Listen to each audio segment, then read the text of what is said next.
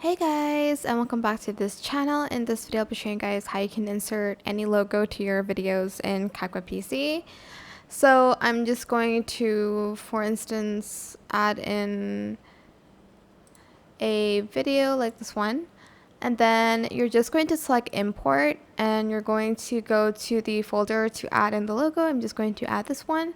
I'm just going to select it and then I'm going to add it on top of the video to add the logo.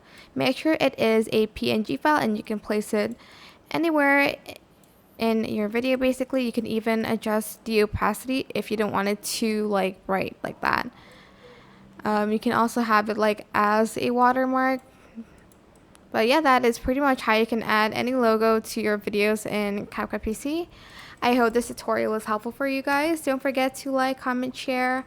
Also subscribe to this channel if you haven't done that already. If you have any more questions, just leave it in the comment section down below. I will try my best to answer them all for you guys. And if you found this video helpful, please click the thanks button above the description box down below. Thank you so much for watching. Bye!